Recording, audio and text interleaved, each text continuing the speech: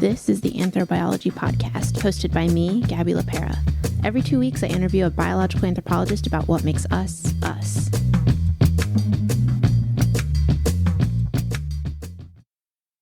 Hello, everyone. Welcome to another episode of the Anthrobiology Podcast. Joining me today from the south of France, I'm so incredibly jealous, is Rhianna Drummond-Clarke. Hello, how are you?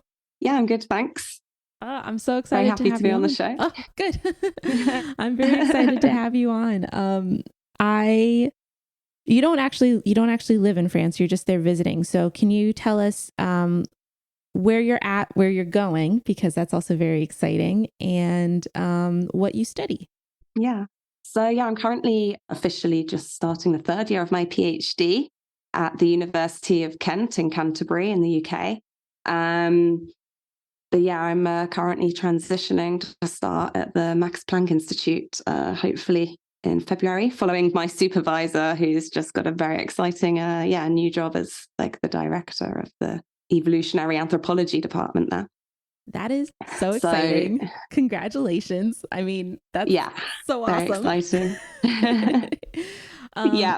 I'm also very looking forward to moving to Leipzig because, everyone I only hear good things about Leipzig. So, listeners, just in case you don't know, the Max Planck Institute is like this giant academic research like hub thing in Germany, and they have like all these different mini institutes within. So there's, like you mentioned, you're doing evolutionary anthropology, but there's also like genomics and like physics, and I don't know, like they have a ton, but their caliber is incredible, and it's like a pretty big honor to get to go. So that's awesome. Yeah, really exciting. It's not quite settled in yet. The school's all closed, so it's all just starting to open up, and like I'll be one of the first students in the new school department. Sorry, I'm not quite sure about like what the right terminology for each like section of the institute is. Yeah, no, that's awesome. Really exciting. I'm so excited for you. But I have you here today not to talk about the Max Planck Institute, although it is very interesting, but to talk about your first published paper. Congratulations. Yay, thank you. It's really exciting to get it in Science Advances, like the first one, and on the origins of bipedalism and chimpanzee behavior. So it was quite popular, I think. Yeah, that's super excellent. Really exciting to get out. Why don't we start with some background information, because I don't think that we've like extensively talked about bipedalism. I think the last time we talked about bipedalism with Scott Williams, which I think was episode number 4 or something. So first, what is bipedalism? Yeah, bipedalism is walking upright on 2 feet, basically. Humans do it, birds do it, kangaroos do it as well, but all with slightly different styles. So when we talk about human bipedalism, it's really this like striding gait. Yeah, like putting one foot in front of the other. Are there any mammals besides us that are bipedal? Well, kangaroos, off the top of my head.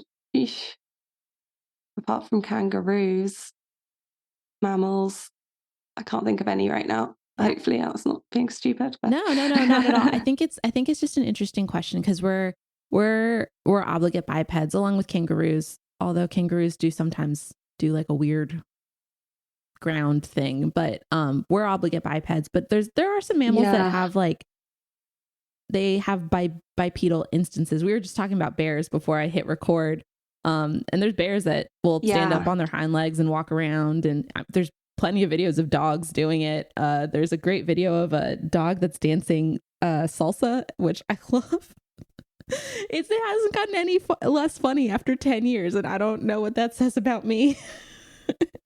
But that there are obligate bipedalism is something that makes us unique amongst mammals for sure.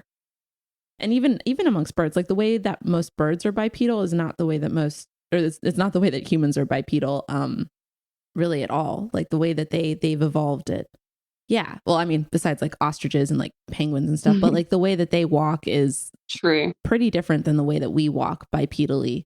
Those obviously evolved very from very different lines. Okay, so why? So for any people who are taking intro to biological anthropology, you're going to notice that there is a huge section on bipedalism somewhere in your syllabus. Why are biological anthropologists so obsessed with bipedalism? Yeah.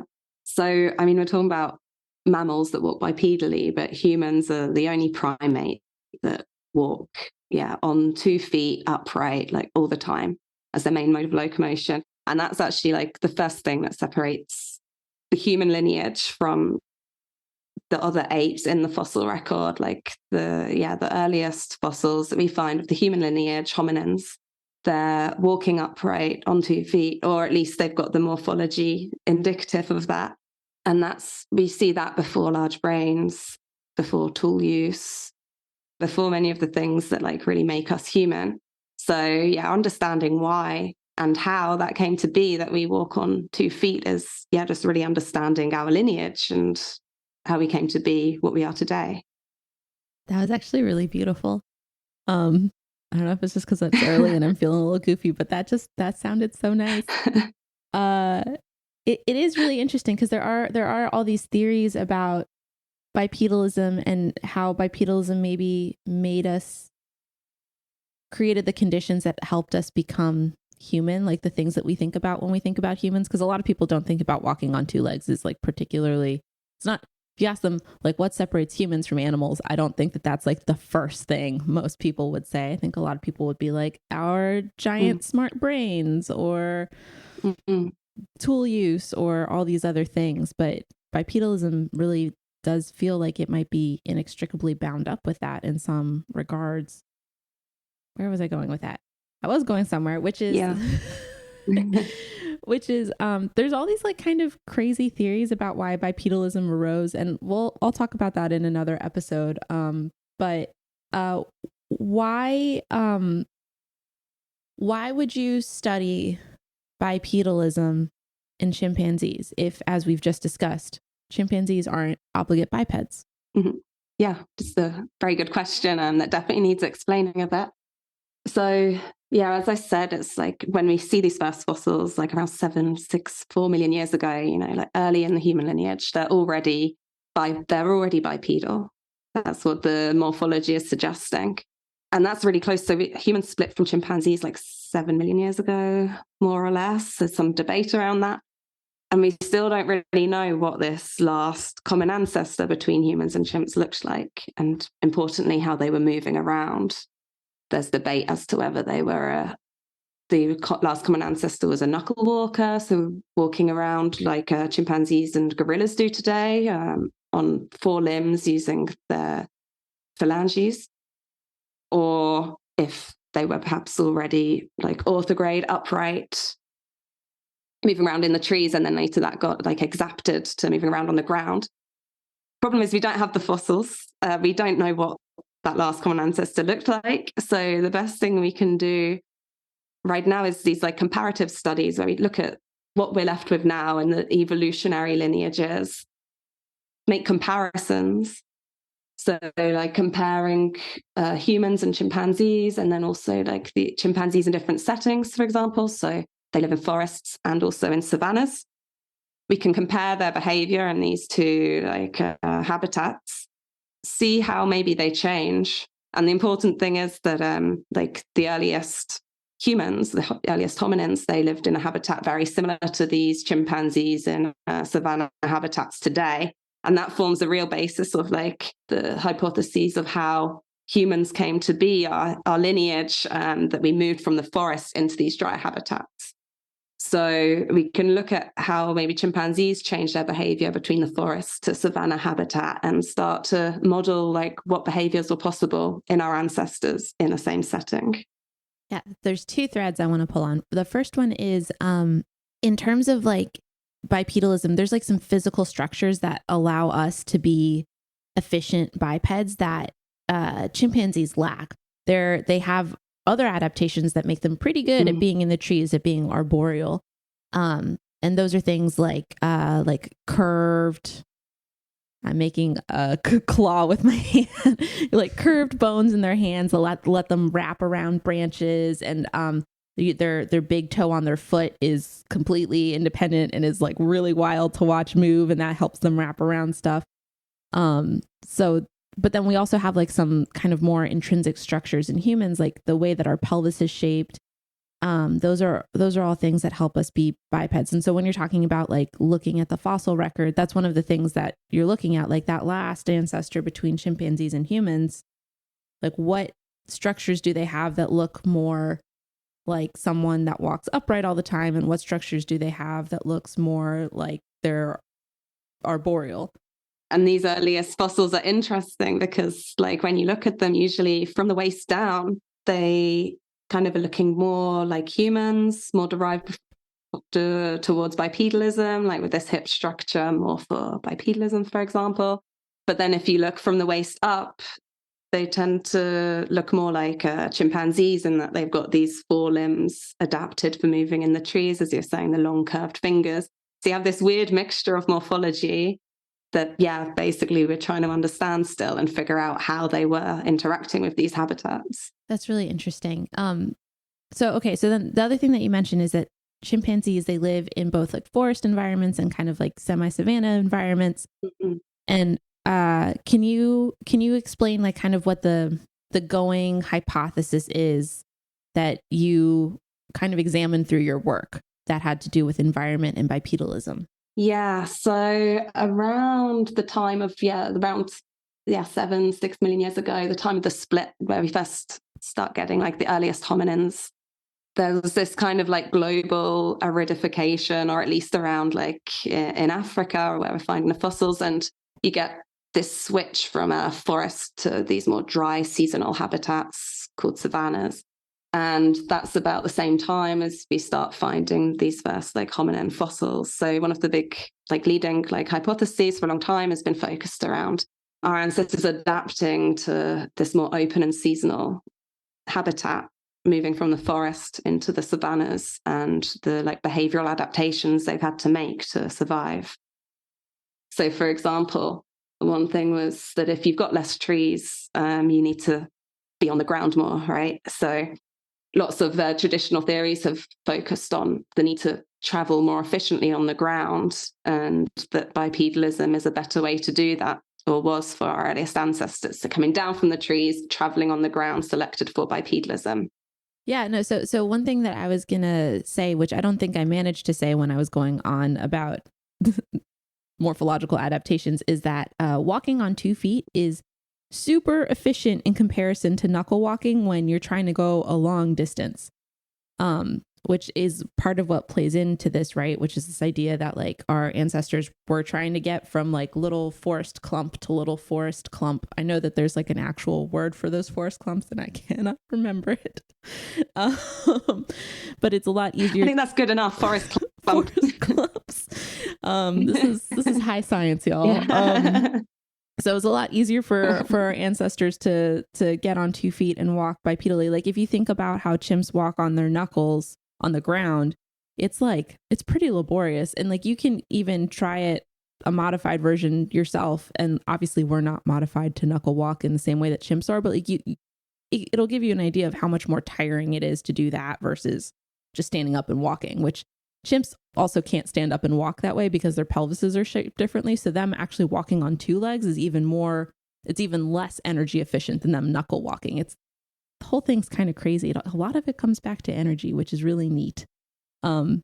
So that's like kind of the primary, or one of the primary hypotheses, is that the environment changed and our ancestors were like, we should walk on, evolutionarily, our ancestors were like, let's walk on 2 legs. It'll be more efficient to get to different forest clumps this way. What's the headline of your study? And then let's get into like how you figured it out in your study. Well, the title is, Wild Chimpanzee Behavior Suggests that a Savanna Mosaic Habitat Did Not Support the Emergence of Hominin Terrestrial Bipedalism. Boom. Oh my goodness. Yeah. Very wordy. No, but it's very sciencey headline, but it's like, It's like we were just like, this is the main Mm-hmm. hypothesis. And you're like, listen, main hypothesis, we're not so sure about you anymore. That's awesome. So how did you go about trying to figure this out? Yeah, well, I guess it's just something that, it's been assumed for a long time that moving into these savannas, you just need to move around on the ground more, and it does make sense if there's less trees. But then I guess, so that's kind of the savanna hypothesis, right? The traditional. And then when you say savanna, you imagine a kind of treeless, grassy plain, like Serengeti. But like lots of more recent studies have kind of like modified this savanna hypothesis, because we realize that savanna doesn't mean treeless. They are usually wooded environments. So actually quite a lot of trees around, but with this grassy understory still. That's like the dominant plant on the ground. And so it's just never actually been tested how a large-bodied semi-arboreal ape changes its behavior from a forest to a savanna. And one thing being that, they're still eating fruits from the trees. So in theory, that's why they need to go from tree to tree. But yeah, no, just it's not been tested properly exactly how they behave in a savanna mosaic. I should mention there as well that, the savanna mosaics are what's always reconstructed, or at least like most of the reconstructions for these early hominins, they're living in savanna mosaics. And the site where I was working, where I was collecting data in Isa Valley, Western Tanzania, is a savanna mosaic that really resembles these paleohabitat reconstructions. So we're like, right, let's actually look at what they're doing, compare them to forest chimpanzees to test large-bodied semi-arboreal ape, how they're actually using like arboreal and terrestrial substrates like in their day-to-day lives. Yeah. So you would assume that chimps that are living in like the more savanna-esque open environment would spend more time demonstrating some sort of bipedal behavior. Yeah. Versus chimps that are in the forest all the time. Yeah. And specifically, we were looking at even if they were just spending more time on the ground than chimpanzees in a forest, especially during travel, during locomotion. And then, as well, are they using more bipedalism on the ground than forest chimps, as like these traditional hypotheses would predict? And then you found that there's not really a real difference between the two groups. Yeah. So I went and watched them. I was there for 10 months myself, and then we watched them every day, and every 2 minutes I'm just marking like what if they're in the trees on the ground and kind of how they're moving, what they're doing. And there was other studies before of forest communities that did this, and so I could compare their behaviors across the different sites, and basically found that they are spending equal if not more time in the trees than chimpanzees in forest habitats. So that is so interesting. So I guess one of the questions that I think people would ask would be, perhaps because there's no morphological adaptation like there might have been with our ancestors, is that why they're just not doing it? And what would you say? Yeah, well, that was one of the reasons why as well we really wanted to look at if they were spending less time in the trees. Not specifically bipedalism, just like if they're more on the ground. And that's where this comparative context, like looking at how they change behavior in different vegetation types, like different habitats, really comes in to model adaptation to a more open setting. So we were looking at bipedalism as well, because chimpanzees do use it sometimes. They're not obligate bipeds, but they move around in the trees quite often in an upright position. It might be more like during swinging, using their arms. And sometimes they stand on the ground, and sometimes they run and walk bipedally, but in short periods. So it is there as a behavior to observe, just about enough that we can start to comment on, is there a difference in how they're using it between the forest and savanna communities? So was there a difference in how they were using it? So when we compared, the Isa chimpanzees to these more forested sites, then So we found that overall they weren't more bipedal, like if we just look at overall behavior, but they were using it to move around. They were using it as locomotion more than the other sites with data available. But what was surprising was that they were using it more in the trees rather than on the ground. So they were using more locomotor bipedalism, but it remained a very arboreal behavior, like to move around terminal branches, these flexible branches, quite, like up in the canopy, quite high up in the canopy. That's really interesting because, I think sorry, my brain got stuck on, I think, and I do think, I think that the first thing that you mentioned was that they actually spent quite a bit of time in trees, even though they were in the savanna mosaic environment. That is kind of unexpected, at least for me, who doesn't really know that much about chimpanzees. So that's really interesting because you would say like, well, yeah, how can you really like do a 1-to-1 comparison? But no, they're spending a bunch of time in trees, even more time in trees than you expected, which is very interesting, a very interesting finding in and of itself. Yeah. And then the idea that their bipedalism is like mostly in trees, is mostly arboreal. That's also kind of mind blowing, especially for me at 10 a.m., which feels early for whatever reason. Well, no, and it was kind of surprising for us as well. It's just how we came up with the very like punchy title of the publication. So like, what do you think that this means for the emergence of bipedalism? Do you think that this like puts other hypotheses makes them a little bit stronger? Does it just weaken the savanna hypothesis? Like, what does it mean for kind of like the state of the theory of bipedalism? Yeah. Well, so I think what we found really supports, for example, the hypothesis put forward by Susanna Thorpe back in like 2007. And they studied orangutans as an arboreal ape and found that they use bipedalism like really to navigate, these flexible branches. That's when they use this extended bipedal locomotion. And they put forward the hypothesis that bipedalism evolved to navigate these flexible branches. And that's kind of what we found in these savanna chimps. And then like our study on top of that, we're looking at actual like African apes in a savanna habitat that's like our earliest ancestors' habitat. So it's kind of testing that hypothesis or showing how it could work even in a savanna setting and how a savanna might have selected for bipedalism in terminal branches, even though there's less trees.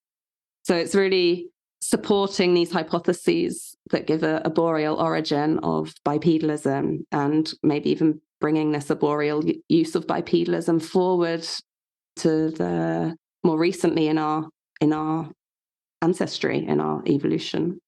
Like even once we're in these savanna mosaic settings, we were still in the trees using bipedalism as an arboreal form of locomotion. And then maybe a bit later on in our evolution, it gets accepted, taken to use on the ground when the habitats get drier still, perhaps. It's all speculation in a way. We can try and test it. That's the beauty of science. Yeah.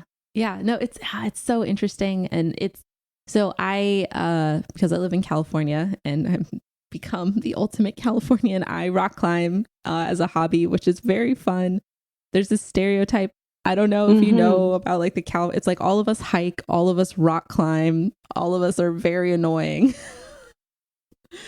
I mean, do you hang out at Yosemite a lot? Like, yeah, when I can.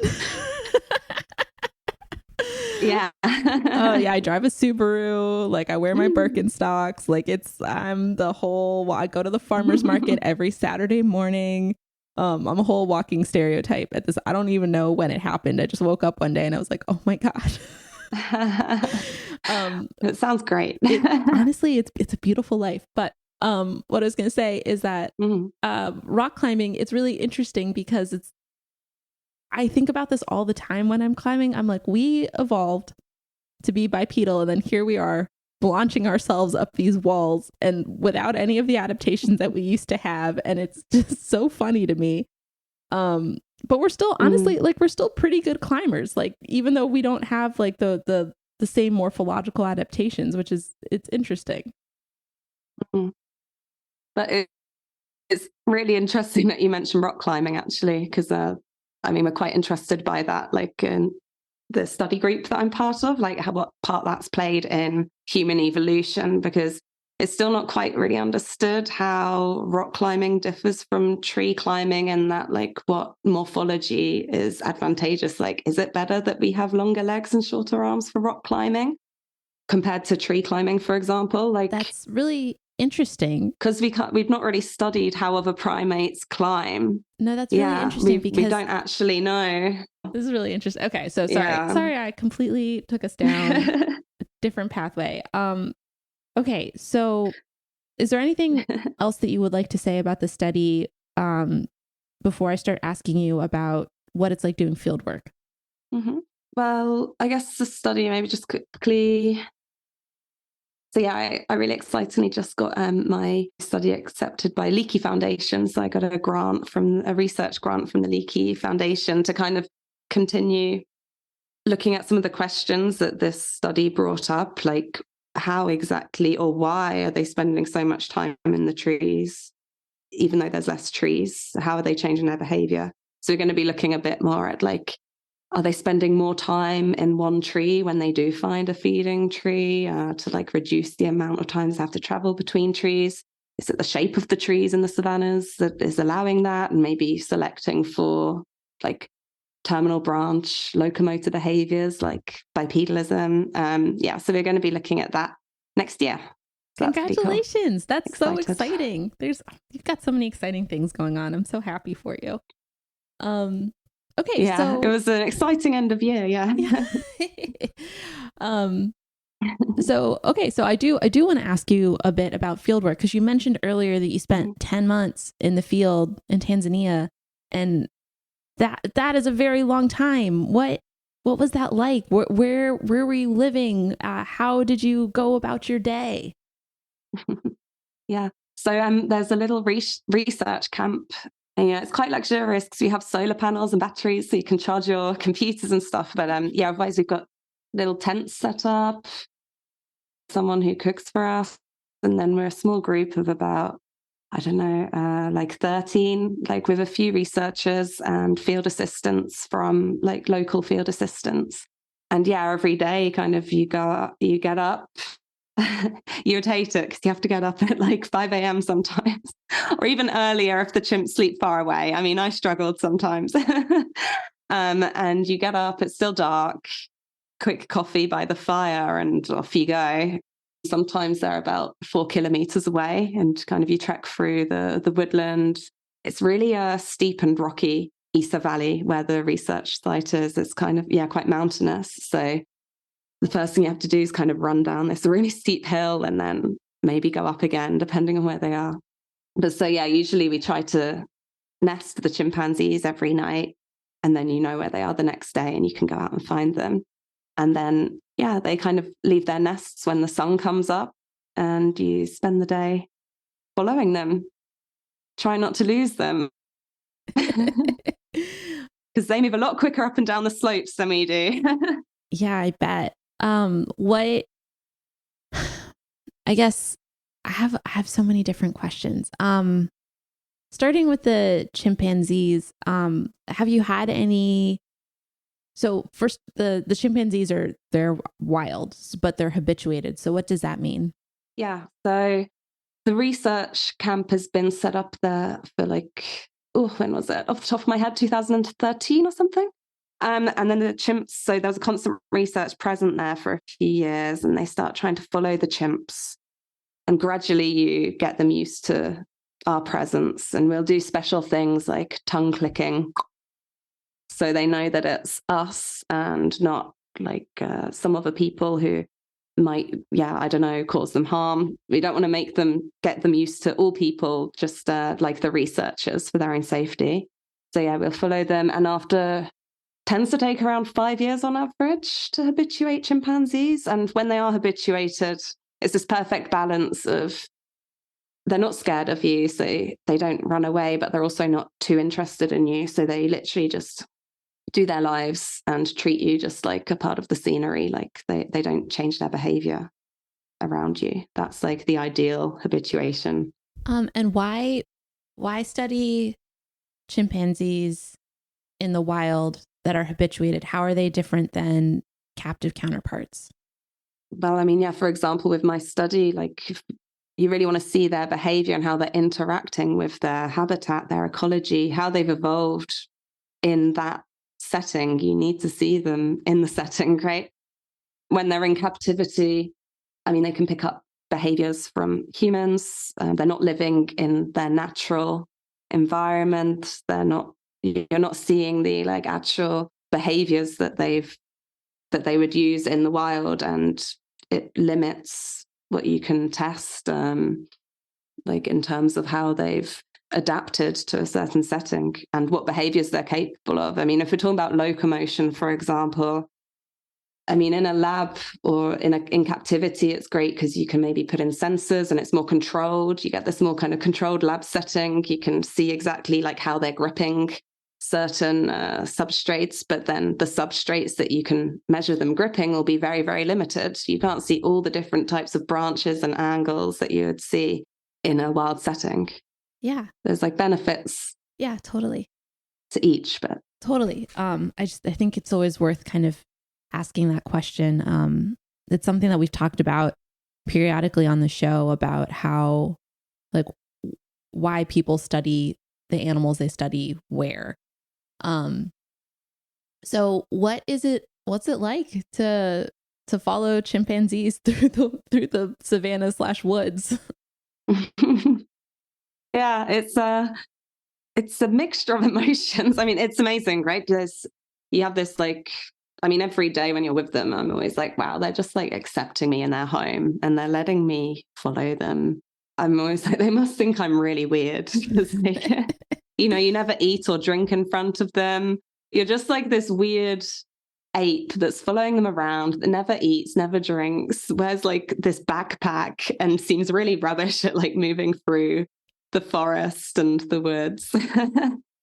Sometimes you see them looking at you a bit like, what is that? Like, yeah. So it's really cool. And yeah, you see these like lovely interactions between them, like the mothers and infants and even the adults. Like sometimes they're playing together and you discover things like, and just really like seeing how well adapted they are to their environment and appreciating that is really amazing. Otherwise, yeah, sometimes, yeah, it's really hard as well after a while, especially as I was saying, it's so steep there. Sometimes they'll like disappear up a cliff and you manage to just get to the top and they go back down again. And it's just, oh no, I have to go back down the cliff now. I hadn't realized that you couldn't eat or drink in front of them. How do you handle that? Because I assume you have to drink at some point over the course of the day while you're following them. Yeah, well, I mean, so usually I have, for example, like a camel pack in my backpack. So I can really subtly kind of drink, like just, yeah, really subtle. And then eating, yeah, because we're in pairs, there's different protocol at different sites, but you need to move like a good 100 meters away from any chimpanzees, make sure you're hidden, and then like quickly try and eat a bit. Basically, it's just they really can't see that we're carrying food and food on us, because that would give them an incentive to start interacting with us, which we do not want. Yeah. I mean, both for your safety and their safety. Exactly. Yeah. What is do you have any experiences that really stand out? Like anything that you've witnessed that was like particularly interesting or startling, or like what's something that whenever you think about following the chimps, like it's something that you think about first? That was very poorly worded, but I think you know what I mean. Yeah, I think for me, sometimes there's one of the first times, like I arrived in the middle of the rainy season, and they can be a bit hard to find in the rainy season. Also, the grass is really high in rainy season. And it was one of the first days. It was actually on my birthday. And I'd been out with the chimps all day, and we finally found, or looking for chimps, and we finally found this mother and daughter pair. And they just sat in this tree quite low down so we could see them really well. And they were just there, like the mum was like tickling her infant. They were just playing together. And it was just it was so nice to see, especially after I've worked in sanctuaries before with chimpanzees, like in Guinea I was for a while. And they're all orphan infants. So I never really saw the mother and infant interactions, and it was always quite sad. So then seeing that the first time, just really like how loving, I mean, seems really loving, seeing the mother of the infant. So it was a very nice experience. I'm about to ask you like the exact opposite, which is, well, kind of, one thing that happens a lot is people are like pretty scared of chimpanzees. And I do think that people ought to leave them alone because they're wild animals and they should be respected. And I actually just read an article about how tourists have lost their goddamn collective minds when it comes to wild animals in the last couple of years, and they get way too close to wild animals. So let me preface this question by saying, please do not approach wild animals. I don't care if it's a bison or a chimp or even a duck, just leave them alone. But chimpanzees do have this reputation of being very violent. So like what was that like? Did you see evidence of that, or is that a misunderstanding on our part? Yeah, no, they can definitely be, very violent.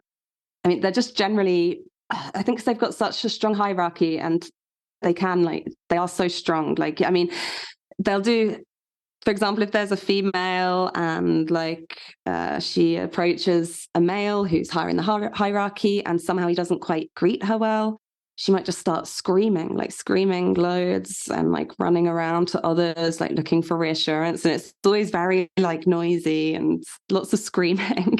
And then, I mean, they've got these hierarchies, which they always kind of keep in place, especially amongst the males. And they'll quite easily kind of like fight with each other, but it's rare that they actually cause a lot of damage, but they can. And I mean, chimpanzees are known they can kill each other, like especially with inter-community interactions and sometimes competition between males.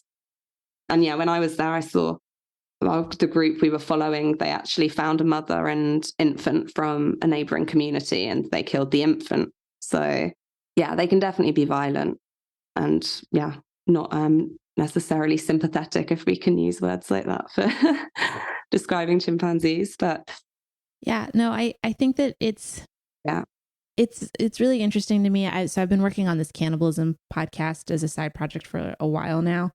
And it's really interesting to me because I feel like people have this like very weird, like fuzzy feeling about nature, like warm and fuzzy, like, oh, beautiful nature. And there are like moments like that. Absolutely. Like the one you described with the mother and the infant, with the mother tickling the infant, like beautiful, beautiful moments. But like nature can also be brutal, but all of that is within the scope of normal behavior for nature. You know what I mean? And people, I think, really tend to only see one or the other as opposed to seeing it as a whole thing, a whole being. You know what I mean? Which is, I've gotten philosophical now. Yeah. And then, well, when I see things like that, I'm just like, they're just like humans do the same. Like they've got the same scope of behaviors, basically, one extreme to the other. Yeah, absolutely. It's stuff I think about a lot, but I think the takeaway here is like, please leave wild animals alone. Please just leave them alone, for God's sake.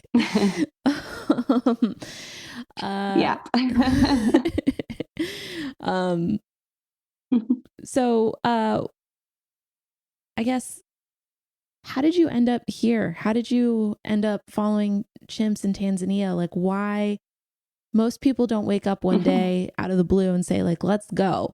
How did you end up in this particular life path? I didn't wake up out of the blue either. Say, let's go. Yeah, it's kind of, I mean, I always loved animals, and like that was definitely something that's always interested me since being a kid. But I loved elephants when I was little. Like I drew them all the time. Somehow that kind of, I still love elephants, but yeah, I don't work with them now.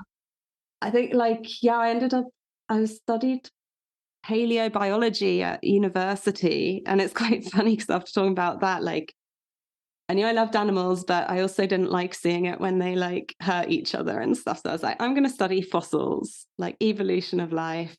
That'll be great. Um, and then somehow it was while I was at UCL, and we learned a lot about fish because that's the majority of like evolution of vertebrate life on Earth. And then finally, in like the third year, I could start doing some primatology and anthropology, paleoanth modules.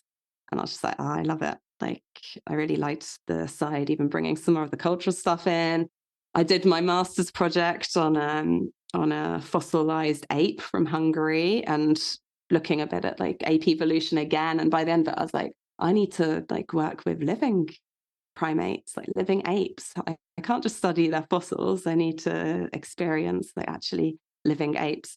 So then I ended up looking and found this volunteer placement in Guinea at the Chimpanzee Conservation Centre.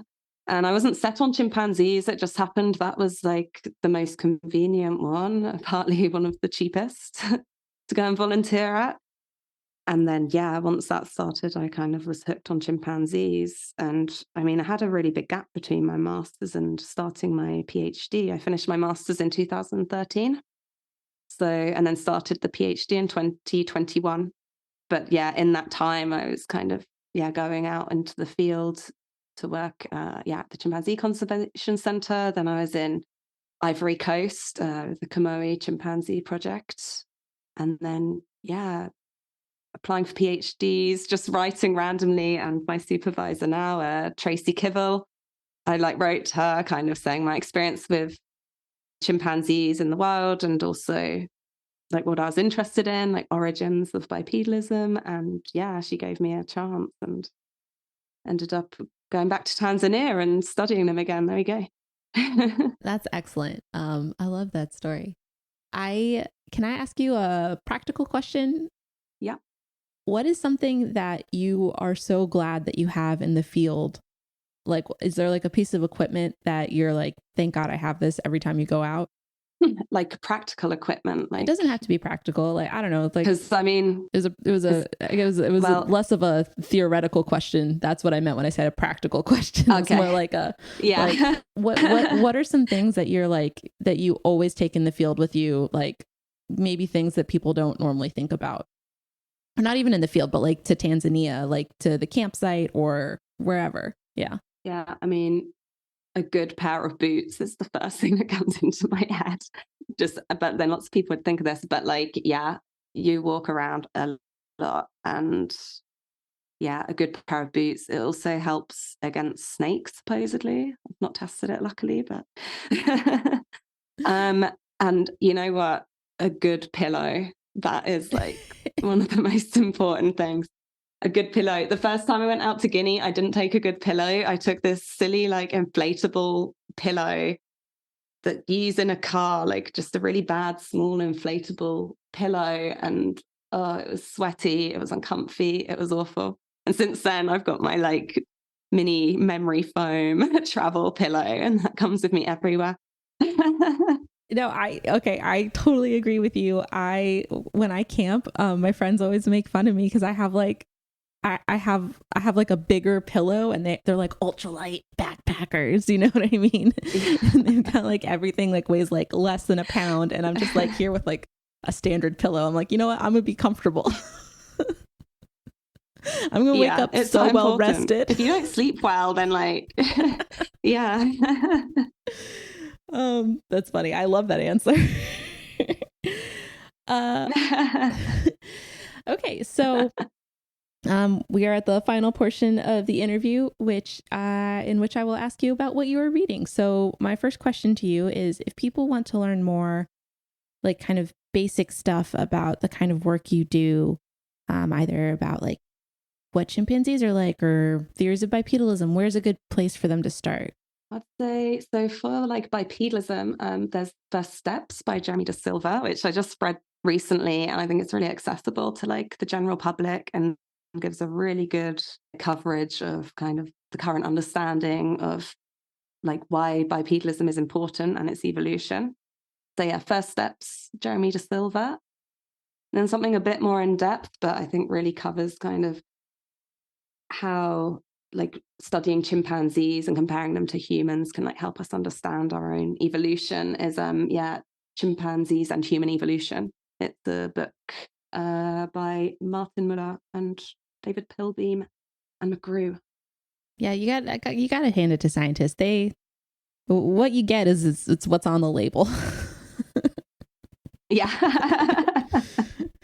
But I mean, that book is great. I'm constantly referring back to like different chapters in it. I don't necessarily like agree with everything in it, but it really covers all these different areas where you can like study chimpanzees to gain insight on humans. So that's perfect. Good. And I'm really excited that you said First Steps by Jeremy De Silva. I'm going to have him on the podcast later this year. And I agree that book is like really excellent. I think it's super, super accessible. Just like you said, it's really well written too. Yeah. And his personality really shines through as well, which is not something that you get in every science book, you know? Yeah. Yeah, no, it's good. It's easy to read, but still concise. Mm-hmm. So yeah. Yeah, absolutely. Okay. What are you reading for work right now? For work, so a few different things.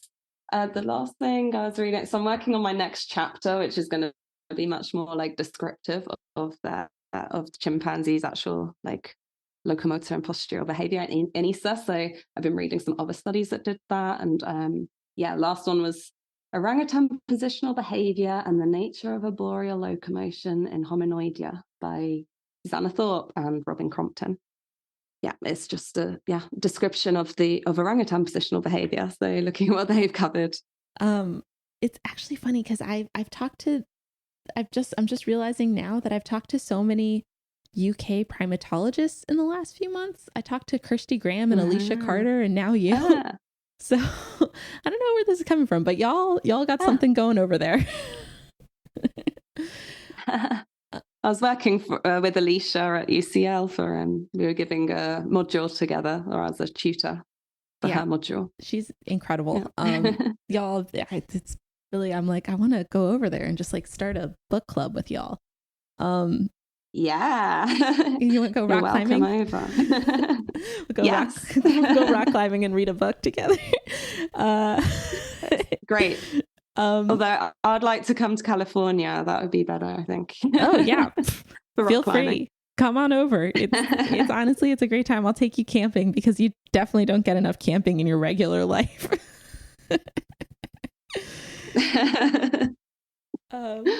Okay. What are you consuming for fun right now? Consuming. Well, so I go bouldering, if that counts as consuming for fun. For sure. And then also I tend to listen to podcasts quite a lot. I've been listening to The Infinite Monkey Cage. I tend to listen to that for fun. It's with Brian Cox. And it's kind of like talking about kind of popular science topics with experts on the subject and comedians. So yeah. That sounds great. I haven't heard that. Podcasts and climbing. Yeah, no, listen, you're describing my life. We would totally hang out if we lived anywhere close to each other. Yeah. Well, thank you so much for coming on the show. It was such a pleasure, and I hope you have a wonderful day. Thank you very much. You too. Thanks for joining me for this episode of the Anthrobiology Podcast. If you have questions or comments, you can reach me at gabby.lapera@anthrobiology.com. That's spelled GABY.LAPERA@anthrobiology.com. This show is produced by me. Music courtesy of Chad Crouch, aka Poddington Bear at Sound of Picture.